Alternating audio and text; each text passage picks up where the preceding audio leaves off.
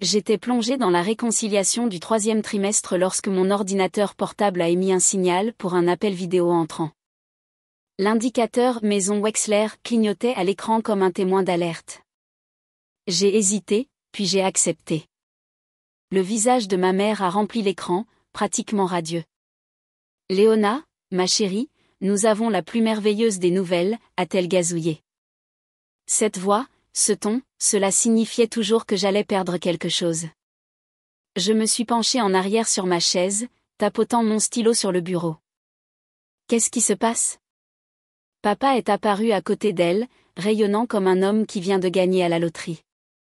Tu sais à quel point Brun stresse à propos du mariage ? C'est tout réglé maintenant.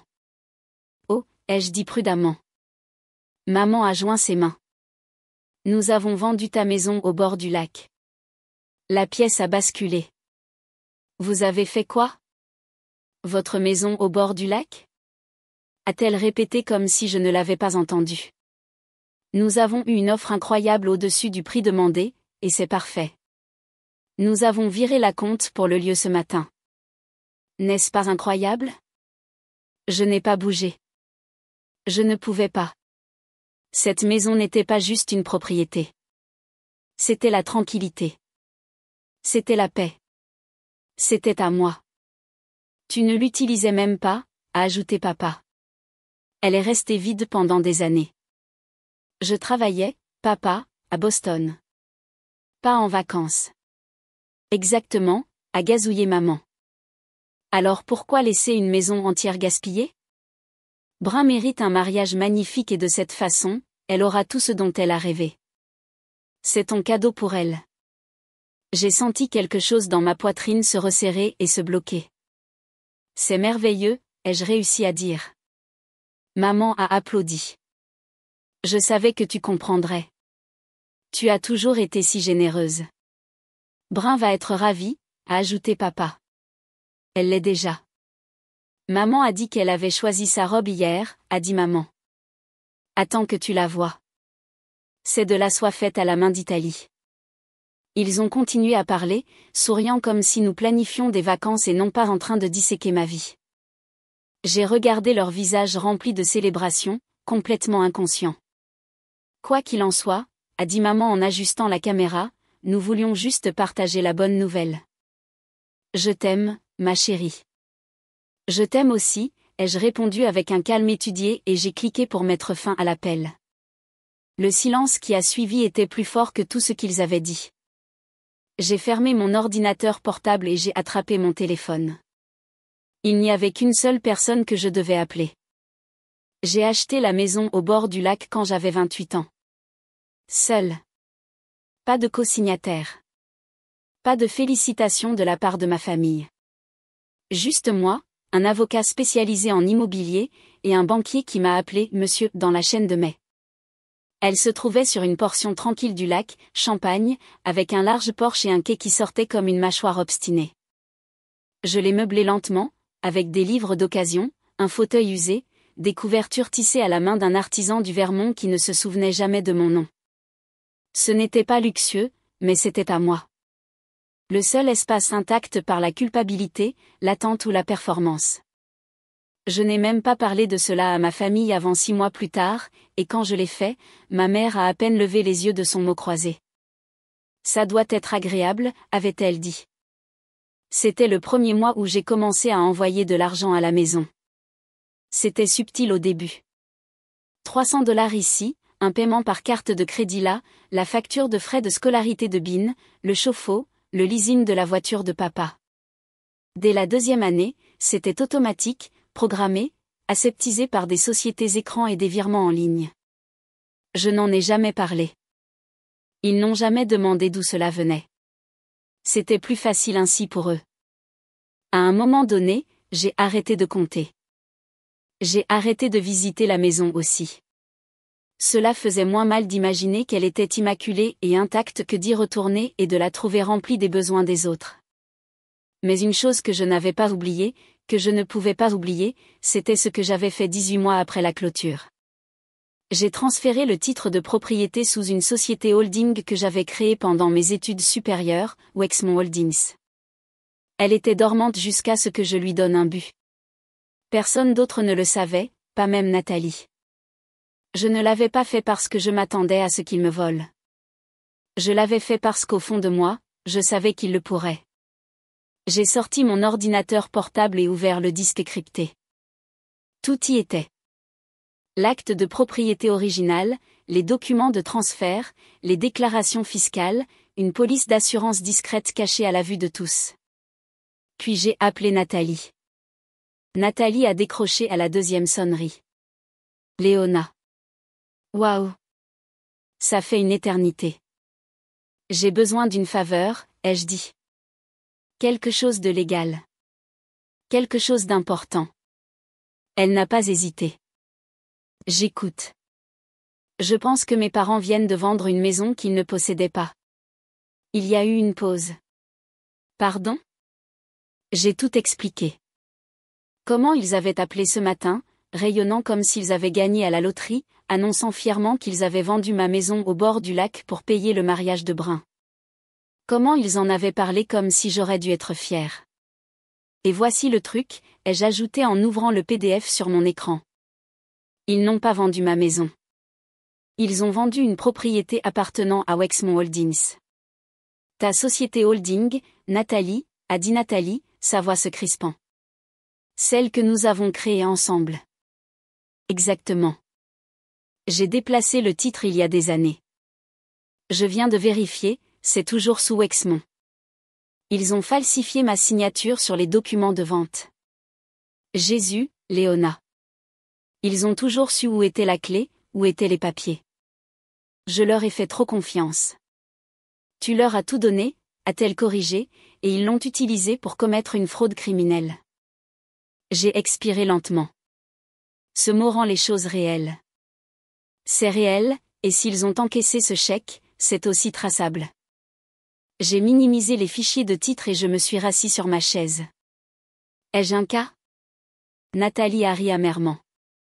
Tu n'as pas juste un cas, tu as une bombe nucléaire. Falsification, fausse déclaration, vol d'actifs de société. Ce n'est pas juste une dispute familiale, Léona. C'est criminel. J'ai regardé l'écran, les visages souriants de mes parents figés dans la miniature de l'appel. Ils pensaient s'en être tirés. Ils pensaient que je hocherais la tête, que j'enverrais un cadeau, peut-être que j'offrirais de payer le groupe. Je leur envoie de l'argent depuis des années, ai-je dit calmement. Hypothèque, carte de crédit, prêt de Brun. Je ne voulais pas de reconnaissance. Je voulais juste qu'ils ne se noient pas. Le ton de Nathalie s'est adouci. Et ils se sont retournés et t'ont entraîné par le fond quand même. J'aurais dû les laisser tomber. Tu as essayé. Tu t'es acheté une île. Ils ont juste pagayé après toi. Je n'ai pas répondu. Je rédigeais déjà les documents. Ma main ne tremblait pas. Pas cette fois. Laisse-moi deviner, a dit Nathalie. Tu n'appelles pas pour te plaindre. Non, ai-je dit, j'appelle pour me battre. Le modèle était déjà dans les fichiers de Nathalie. Nous l'avons modifié, remplacé les noms, les dates, l'identifiant de la propriété, puis nous l'avons transmis au conseil de Wexmont pour un examen officiel. En 48 heures, un avis de saisie immobilière a été préparé, notarié et envoyé à la porte d'entrée de mes parents par courrier certifié. Pas de menaces, pas d'explications, juste les faits. La vente était non autorisée. L'acheteur était victime de fraude et tous les fonds étaient gelés en attendant une enquête judiciaire. Wexmont Holdings affirmait ses droits. Je n'ai pas crié. Je n'ai pas supplié. Je n'ai même pas rappelé. Au lieu de cela, j'ai ouvert notre ancien groupe de discussion familiale, celui qui était silencieux depuis plus d'1 an, et j'ai envoyé un seul message. Vérifiez votre courrier. C'était tout. Puis, j'ai fermé l'application, éteint mon ordinateur portable et me suis fait du thé. J'ai attendu dans le silence de mon appartement. Le seul bruit, le cliquetis de la cuillère contre la porcelaine. Le silence était vif, mais pas vide. Ils voulaient que je sois silencieuse, obéissante, la figure de fond qui gardait les lumières allumées. Alors, je leur ai donné ce qu'ils avaient demandé. Une version du silence qu'il ne saurait pas gérer. Au matin, 3 messages ont clignoté sur mon écran. Un de maman. Chérie, est-ce que quelque chose s'est passé? Le facteur a déposé quelque chose de confus. Un de papa. Nous devrions parler, Léona. Et un de Brun. C'est à propos de ta stupide maison, n'est-ce pas? Je n'ai pas répondu. J'ai tout transféré à Nathalie, elle a répondu 2 minutes plus tard. Ils sont secoués. Bien. J'ai posé mon téléphone face vers le bas sur la table et j'ai regardé le ciel gris de Boston.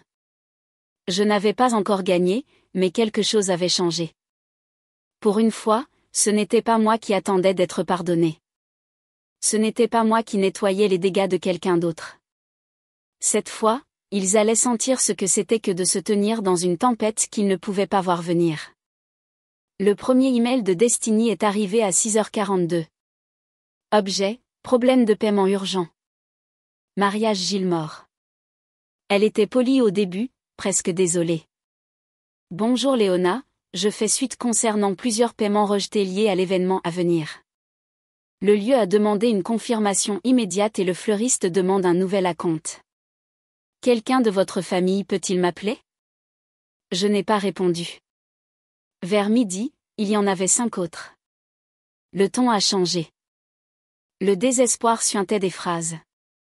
Le groupe exige un paiement comptant d'avance. Le Grand Vista dit qu'ils vont libérer votre date s'ils n'ont pas de nouvelles dans les 48 heures. Veuillez aviser le plus rapidement possible. J'ai capturé chaque message et je les ai transférés à Nathalie. Elle a répondu avec un simple pouce levé. Pendant ce temps, Brun publiait des selfies de mariés comme si de rien n'était. Son Instagram était un compte à rebours de mariage en pastel doux, robe en dentelle, mains manucurées, flûte à champagne, posée sur des orteils pédicurés, dernier essayage avant le grand jour. J'ai hâte d'épouser mon prince, bénie et rayonnante. Les commentaires étaient remplis d'émojis de cœur et de Gaulle. Aucun de ses followers ne savait que l'échec rebondissait ou que le quatuor à cordes n'avait pas confirmé. L'illusion tenait pour l'instant, mais je pouvais voir les fissures se former. Ce soir-là, j'ai ouvert une bouteille de vin et j'ai lu la dernière de Destiny. Celle-ci était marquée comme urgente. Réponse requise. Bonjour Léona. J'ai maintenant reçu des avertissements de cette fournisseur concernant des annulations en cours. J'ai essayé de contacter vos parents, mais je n'ai pas eu de réponse. J'ai besoin de savoir ce qui se passe. S'il vous plaît, mon nom figure sur certains contrats. Ma réputation est en jeu. Toujours rien, je n'ai rien dit. Ils ont construit ce fantasme sur de l'argent qu'ils ne possédaient pas, sur une maison qui n'était pas la leur, et sur la conviction que je resterais silencieuse pour toujours. Mais le silence ne signifie pas la reddition.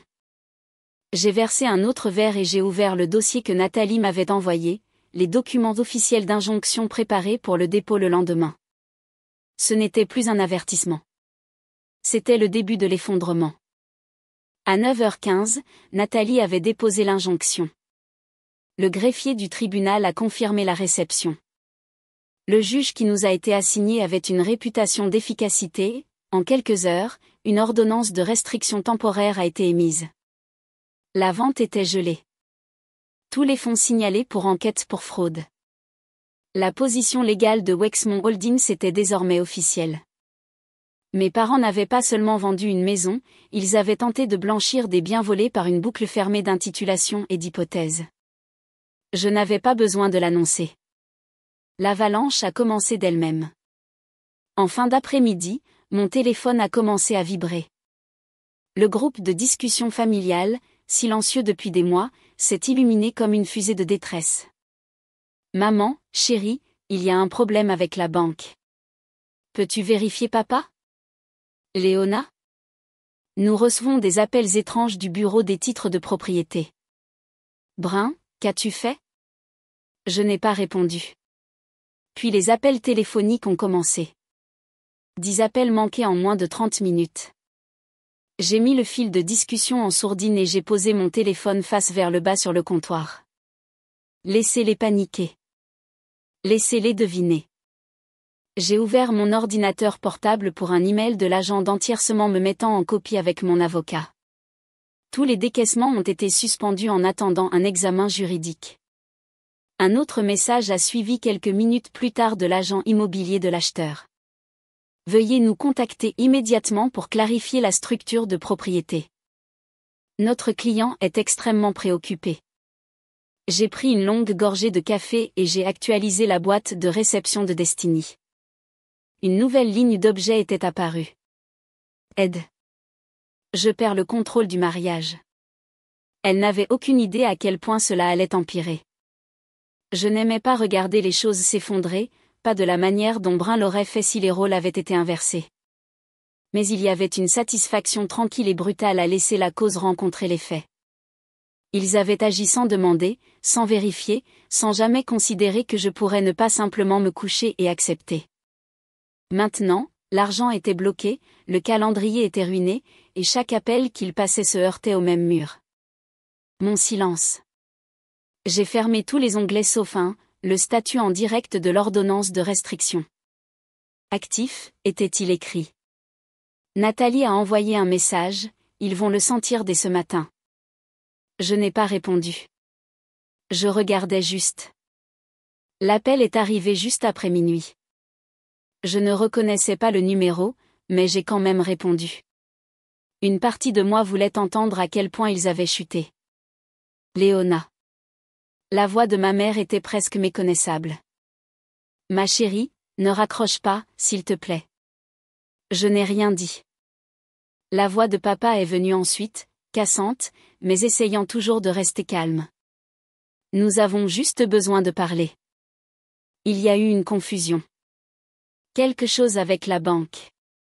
Vous voulez dire l'enquête pour fraude? Ai-je dit. C'est cette confusion. Un silence s'est étiré. Léona, nous ne savions pas, a murmuré maman. Nous pensions. Vous pensiez quoi? Ma voix n'a pas augmenté. Elle n'en avait pas besoin. Que la maison était juste là, attendant que vous la vendiez. Que vous aviez droit à quelque chose que vous n'aviez jamais gagné. Nous avions besoin d'argent, a-t-elle dit presque childlike. Le mariage de Brun. Vous aviez de l'argent. Ai-je coupé? Je vous donne $800 par mois depuis 4 ans. J'ai payé votre hypothèque. J'ai couvert vos cartes de crédit, vos paiements de voiture, la moitié des frais de scolarité de Brun. Plus de silence. Je pensais que c'était d'un parent, a murmuré papa. C'en était un, ai-je dit, celui que vous avez élevé. Celui que vous avez appris à être utile, pas aimé. Maman a commencé à pleurer, de grands sanglots étranglés. Nous ne savions pas que c'était toi. Non, vous ne vouliez pas savoir parce que si vous le saviez, vous devriez vous sentir coupable de la facilité avec laquelle c'était à prendre. Nous essayons juste de garder les choses à flot, a dit papa. Tu réussis si bien, et c'est pourquoi tu pensais que je ne remarquerais pas quand tu me volerais. Ne dis pas ça, a crié maman. Nous sommes une famille. Non, ai-je dit doucement. Vous n'avez pas élevé une fille. Vous avez élevé un filet de sécurité. Il n'y a pas eu de cri à l'autre bout du fil. Plus d'excuses. J'étais votre ange gardien, ai-je dit. Et vous avez volé chez elle. J'ai raccroché, non pas parce que j'étais en colère, mais parce qu'il n'y avait plus rien à dire. Mon téléphone s'est allumé à nouveau quelques secondes plus tard. Je l'ai éteint et je me suis assise dans le noir, le seul son dans la pièce, ma propre respiration. Ils n'appelaient pas pour arranger les choses. Ils appelaient parce qu'ils réalisaient enfin ce que cela signifiait de me perdre. Le titre de l'article a fait les gros titres de la presse locale 2 jours avant l'audience. Famille de la mariée accusée de fraude immobilière pour financer un mariage à $120 000. Je n'ai pas fuité l'information, mais je ne l'ai pas non plus empêchée. Destiny, la planificatrice, a fait une déclaration à la presse, en larmes, en colère. Elle a dit qu'elle avait été trompée, qu'elle avait été laissée avec des milliers de pertes de fournisseurs et une réputation ruinée. Les commentaires étaient brutaux. La sympathie n'était pas pour Brun. Au tribunal, le procureur a tout exposé. Les signatures falsifiées, la vente illégale, la piste financière remontant à Wexmont Holdings. Ils m'ont appelé à la barre en premier. J'ai parlé clairement. Pas de larmes, pas de vengeance, juste des chiffres, des chronologies et des reçus. Mes parents étaient assis à la table de la défense, raides et pâles. Leur avocat n'a pas dit grand-chose. Il n'y avait pas grand-chose à dire. Puis Brun a témoigné. Elle a tenu 3 minutes avant de s'effondrer. Elle est jalouse, a-t-elle crié en me pointant du doigt. Elle a toujours été jalouse. Elle ne supportait pas que ce soit mon tour d'être heureuse. Madame Wexler, a averti le juge. Elle ne veut pas de famille. Elle veut juste tout gâcher. La sécurité se déplaçait déjà avant que le juge ne donne l'ordre. Ils l'ont escortée dehors alors qu'elle renversait sa chaise. La pièce était de nouveau silencieuse. Le juge s'est tourné vers mes parents. Monsieur et Madame Wexler, vous n'avez pas seulement violé la loi. Vous avez violé la confiance. Vous n'avez pas demandé. Vous n'avez pas averti. Vous avez falsifié la signature de votre fille et traité sa propriété comme un distributeur automatique familial. Le lèvre de maman tremblait. Papa fixait juste le sol. Lorsque vous avez falsifié sa signature, a dit froidement le juge, vous avez perdu le droit de vous appeler sa famille. Le marteau est tombé. Les accusations ont été portées. La sentence suivrait. Dehors, les caméras attendaient. Je n'ai rien dit. J'ai juste continué à marcher devant les reporters, devant les flashs, jusqu'aux marches du palais de justice. Je ne me sentais pas triomphante, mais je me sentais terminée. La maison au bord du lac avait exactement le même aspect. Les mêmes volets blancs écaillés, le même marchepied grinçant, les mêmes carillons éoliens que ma mère avait achetés un jour lors d'un voyage routier et oubliés le lendemain. Mais elles ne me semblaient plus miennes. J'ai traversé chaque pièce lentement. Les meubles étaient exactement comme je les avais laissés, intacts, immaculés. Mais quelque chose dans l'air avait changé. Cela sentait le souvenir, pas le foyer. Chaque coin abritait le fantôme de quelque chose qui me réconfortait autrefois. Maintenant, cela me rappelait seulement à quel point le réconfort peut être facilement retourné contre vous. Je me suis arrêtée près de l'étagère, mes doigts effleurant la tranche d'un roman que j'avais relu pendant une longue pause hivernale. Je rêvais dans cette maison, je planifiais des avenirs, je respirais librement. Puis j'ai pensé à l'appel, celui où ils m'ont dit qu'elle était partie comme si elle n'avait jamais eu d'importance. Je me suis assise au bord du lit et j'ai regardé le lac, immobile comme du verre. C'était mon sanctuaire, ma preuve que je pouvais construire quelque chose sans eux. Maintenant, ce n'était qu'une boîte remplie des hypothèses de quelqu'un d'autre. Je me suis levée, j'ai sorti mon trousseau de clés de ma poche et je suis retournée à la cuisine. Il n'y a pas eu de geste dramatique, pas de coup de porte. J'ai simplement posé les clés sur le comptoir, une sortie silencieuse d'un endroit qui n'avait plus besoin de moi et dont je n'avais plus besoin. J'ai fermé la porte derrière moi et je n'ai pas regardé en arrière. De retour à Boston, je me suis assise sur le sol de mon appartement et j'ai ouvert mes contacts. Un par un, je les ai supprimés. Maman, papa, Brun, tous les cousins qui envoyaient des messages culpabilisants pour garder la famille unie. Cela ne piquait pas. Cela ressemblait à du nettoyage. Puis j'ai ouvert un nouveau compte dans une petite coopérative de crédit à laquelle personne de mon passé n'avait accès. Pas de permission conjointe, pas de virements automatiques, juste le mien.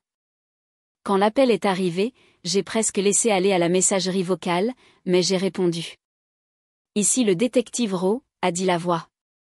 Je pensais que vous voudriez savoir que votre affaire mène à d'autres. Nous avons eu 3 autres enfants adultes qui ont signalé des abus financiers depuis votre audience. Ils ont vu votre histoire. Pendant un moment, je n'ai pas parlé. Puis j'ai dit, bien. Parfois, il faut une personne prête à tout brûler. Je ne l'ai pas brûlé. J'ai dit qu'il l'avait fait. Je ne faisais que cesser de les protéger de la fumée. Il a marqué une pause, puis moi, et a raccroché. J'ai regardé l'écran un peu plus longtemps, puis je l'ai éteint. Ce soir-là, j'ai préparé un petit sac. Je n'ai dit à personne où j'allais. Personne n'avait besoin de le savoir. La seule destination qui comptait était quelque part où il ne pouvait pas me suivre. Au lever du soleil, je suis monté dans un train en direction du nord. Je n'avais pas d'adresse, juste une idée. Les arbres défilaient devant la fenêtre, et pour la première fois depuis des années, je ne calculais pas les besoins de quelqu'un d'autre. Je ne vérifiais pas mon solde pour couvrir l'erreur de quelqu'un d'autre. Le téléphone sur mes genoux n'a pas vibré une seule fois. Personne ne savait où j'étais. Personne n'attendait rien. Et pour la première fois de ma vie, ce silence ne ressemblait pas à de l'exil. Il ressemblait à de la libère.